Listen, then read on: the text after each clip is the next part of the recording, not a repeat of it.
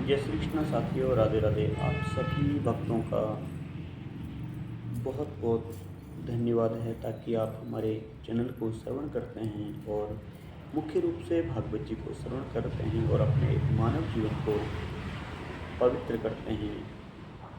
तो साथियों, आइए हम सब भागवत जी को श्रवण कर अपने आप को कृतार्थ करें। कृष्णाय वासुदेवाय हरे परमात्मने प्रणतः क्लेशनाशाय गोविंदाय नमो नमः। हे कृष्ण करुणा सिंधु दीनबंधु जगतपते गोपेश गोपिका कांत श्रीराधा कांत नमोस्तुते। बोली श्रीमद्भागवत महापुराण की जय। श्रीमद्भागवत महापुराण की जय। कृष्ण कन्हैया लाल की जय। जय श्री राधेश्याम। आइए साथियों, हम सब भागवत जी में प्रवेश करें। तीसरे स्कंद के 20वें अध्याय में प्रवेश करें। अथैकविंशोऽध्यायः। कर्दम जी तपस्या और भगवान का वरदान। पहले श्लोक को गुनगुनाते हुए चलेंगे साथियों। विदुरवाच स्वयंभुवस्य मनोर्वंश परमसम्मतः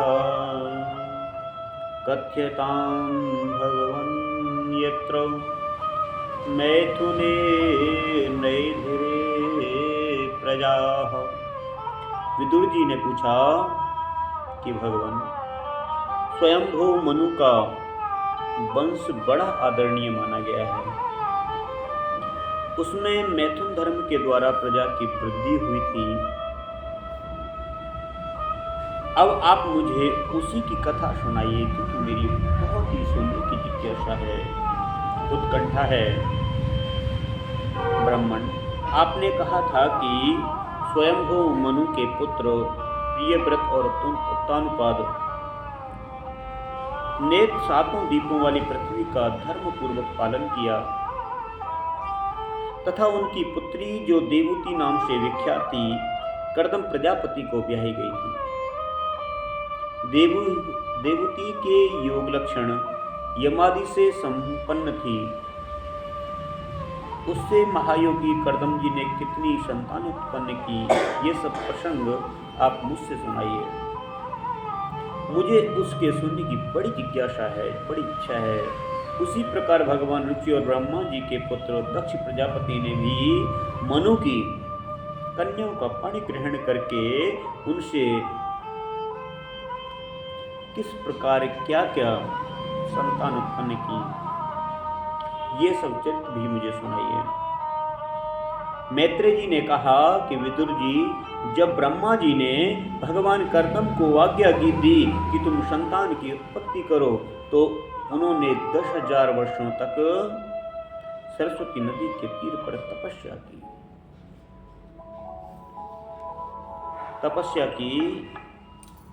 क्या तपस्या की उन्होंने?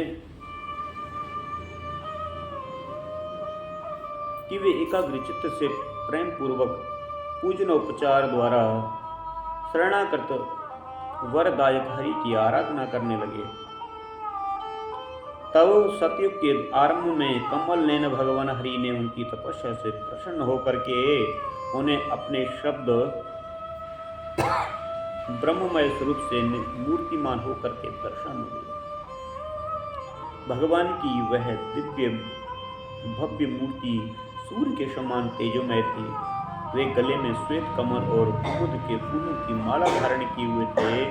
मुख कमल नीली और चिकनी अलकावली से शोभित था। वे निर्मल वस्त्र धारण किए हुए थे। सिर पर झिलमिलाता हुआ स्वर्ण मुकुट, कानों में जगमगाते हुए कुंडल और कर कमलों में शंख चक्र गदा और आयुध विराजमान थे।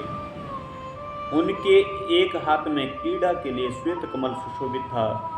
प्रभु की मधुर मुस्कान भरी चित्त को चुराए लेती।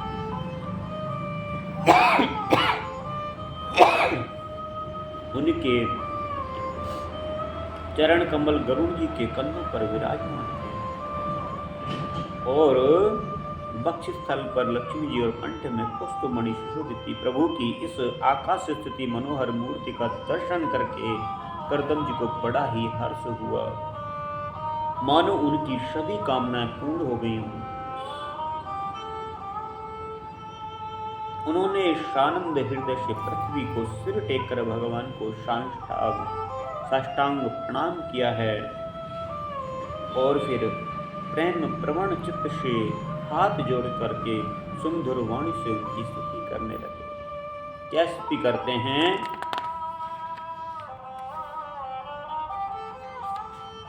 करदम जी ने कहा कि स्तुति करने योग्य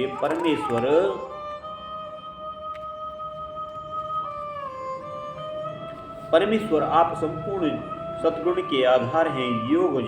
योगी जन उत्तरोत्तर शुभ योनियों में प्रसन्न जन्म लेकर के अंत में योगस्थ होने पर आपके दर्शन की इच्छा करते हैं। आज आपका वही दर्शन पाकर हमें नेत्रों का फल मिल गया। आपके चरण कमल भव सागर से पार जाने के लिए जहाज हैं। जिनकी बुद्धि आपकी माया से मारी गई है, वे उन तुच्छ क्षणिक विषय सुखों के लिए तो नरक भी मिल सकता है, जो नरक में भी मिल सकते हैं, उन चरणों का आश्रय लेते हैं, किंतु स्वाभिमान आप तो बड़े ही विषय भोग भी देते हैं। प्रभु आप कल्प वृक्ष हैं, आपके चरण समस्त मनोरथों को पूर्ण करने वाले हैं।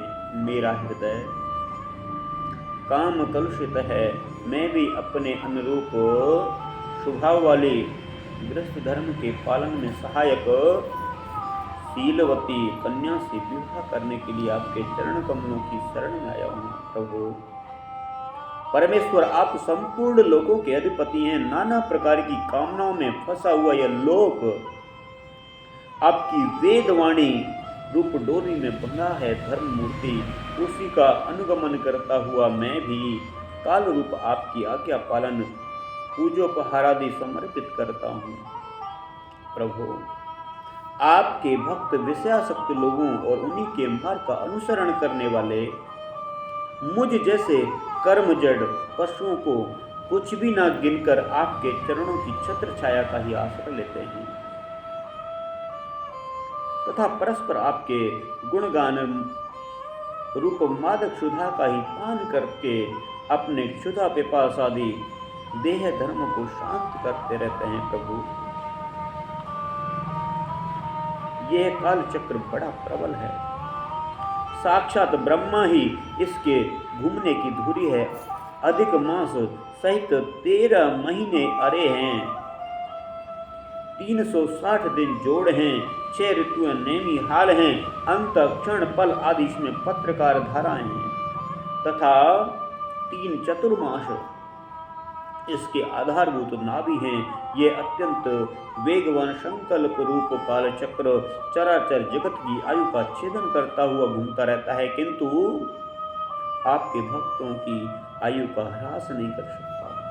भगवान जिस प्रकार मकड़ी स्वयं ही जाले को फैलाती है और उसकी रक्षा करती है, अंत में उसे निगल जाती है, उसी प्रकार आप अकेले ही जगत की रचना करने के लिए अपने से ही अभिन्न अपनी योग माया को स्वीकार करके उसे अभी व्यक्त हुई अपनी सात्वादी शक्तियों द्वारा स्वयं ही जगत की रचना पालन और संहार करते हैं। प्रभु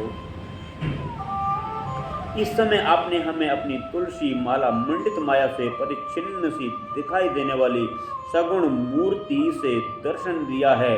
आप हम भक्तों को जो शब्दादि विशेष सुख प्रदान करते हैं, वे मायक होने के कारण यद्यपि आपको पसंद नहीं हैं,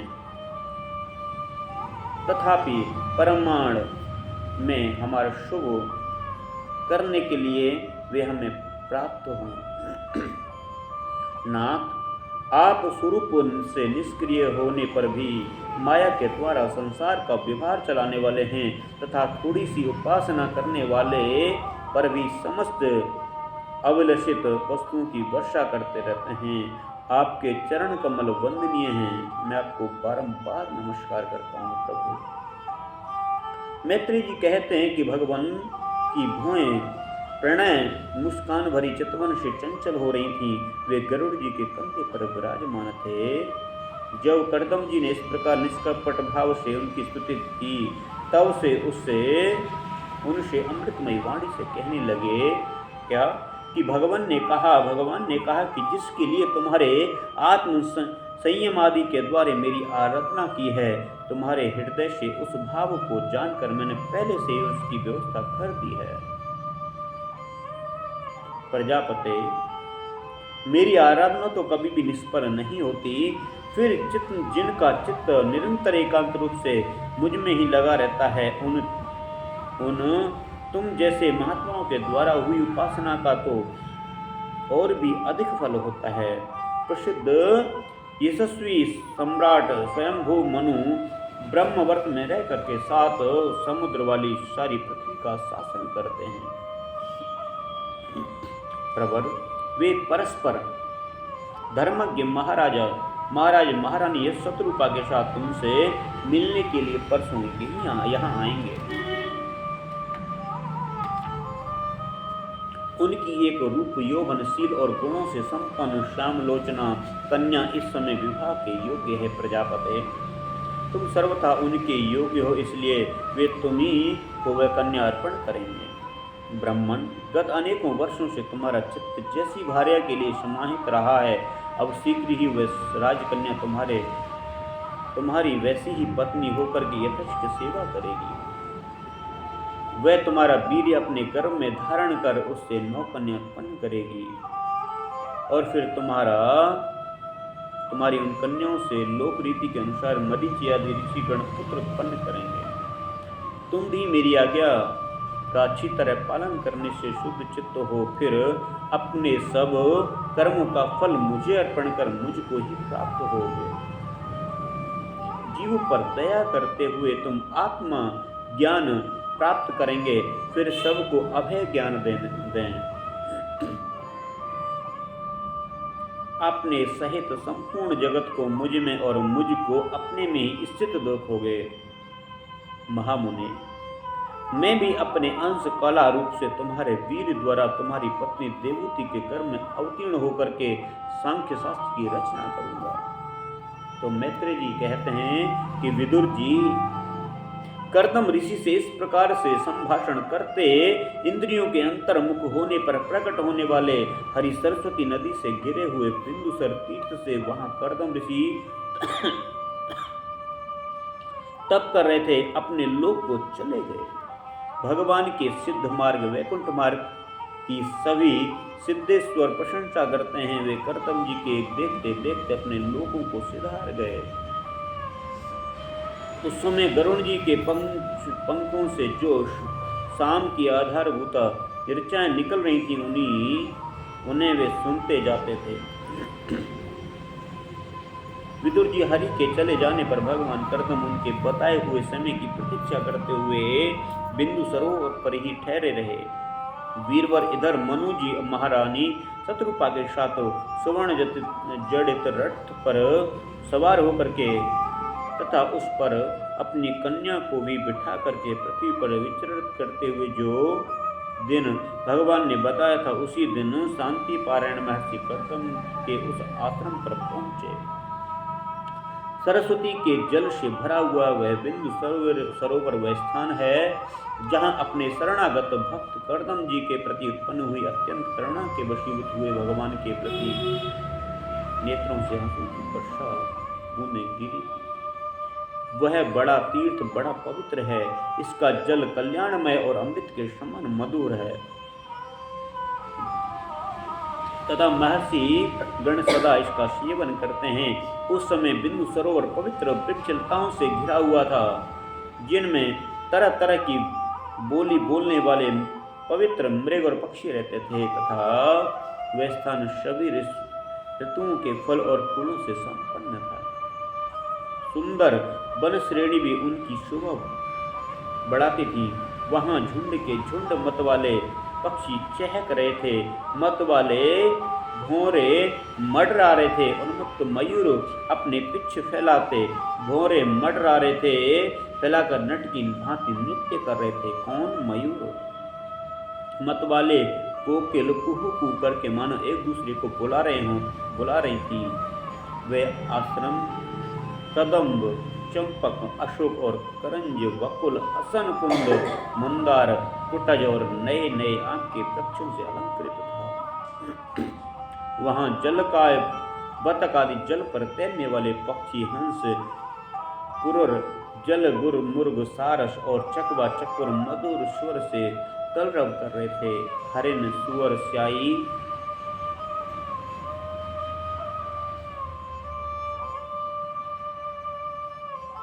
नीलगाय, हाथी, लंगूर, सिंह, बानर, नेवले और कस्तूरी मृग जो हैं आदि पशुओं से वह घिरा हुआ आश्रम था। आदिराज महाराज मुने उस उत्तम तीर्थ में कन्या के सहित पहुंच करके देखा, क्या देखा कि उस तीर्थ में कन्या के साथ पहुंचकर देखा कि अग्निहोत्र से निवृत्त होकर के बैठे हुए हैं।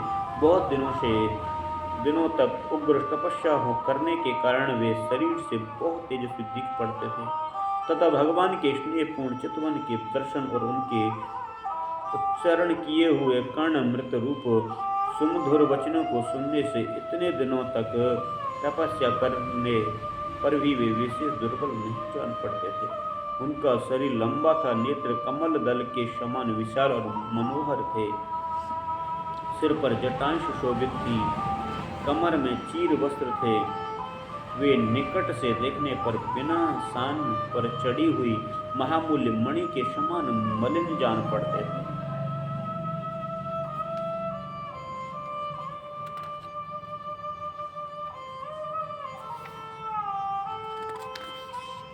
मलिन जान पड़ते थे। महाराज शंभु मनु को अपनी कुटी में आ करके प्रणाम करते देख उन्होंने उन्हें आशीर्वाद से प्रसन्न किया और यथोचित आतिथ्य की रीति से उनका स्वागत सत्कार किया। जब मनु उनकी पूजा ग्रहण कर स्वस्थ चित्त से आसन पर बैठ गए तब मुनिवर कर्दम ने भगवान की आज्ञा का स्मरण कर उन्हें मधुर वाणी से प्रसन्न करते हुए इस प्रकार कहा कि देव, आप भगवान विष्णु की पालन शक्ति रूप हैं, इसलिए आपका घूमना फिरना निसंदेह सज्जनों की रक्षा और दुष्टों के संहार के लिए ही होता है। आप साक्षात विशुद्ध विष्णु रूप हैं तथा भिन्न भिन्न कार्यों के लिए सूर्य, चंद्र, अग्नि, इंद्र और वायु, यम, सुधर्म और वरुण आदि रूप धारण करते रहते हैं। आपको नमस्कार है। आप मणियों से जड़े हुए जयदायक रथ पर सवार हो अपने प्रचंड धन की टंकार करते हुए उस रथ की घरघराहट से ही पापियों को भयभीत कर देते हैं। अपनी सेना के चरणों से रौंदे हुए भूमंडल को कांपते अपनी उस विशाल सेना को साथ लेकर के पृथ्वी पर सूर्य के समान विचरते हैं। यदि आप ऐसा ना करें तो चोर डाकू भगवान की बनाई हुई वर्णाश्रम धर्म की मर्यादा को तत्काल नष्ट कर दें तथा विषय लोलुप निरंकुश मानवों द्वारा सर्वत्र अधम फैल जाए। यदि आप संसार की ओर से निश्चिंत हो जाएं तो यह लोक दुराचारियों के पंजे में पड़कर नष्ट हो जाए। तो भी वीरवर मैं आपसे पूछता हूं कि इस समय यहाँ आपका आगमन किस प्रकार से हुआ है। मेरे लिए जो आज्ञा होगी उसे मैं निष्कपट भाव से सहर्ष स्वीकार करूंगा। इस प्रकार से जब महाराज कर्दम जी ने स्वयंभू मनु को बताया है। इति जज श्रीमद्भागवते महापुराणे पारमहंस्यायां सहितायां तृतीय स्कंदे एकविंशोऽध्याय। हरे कृष्ण कृष्ण कृष्ण हरे हरे, हरे राम राम राम हरे हरे। वृंदावन लीला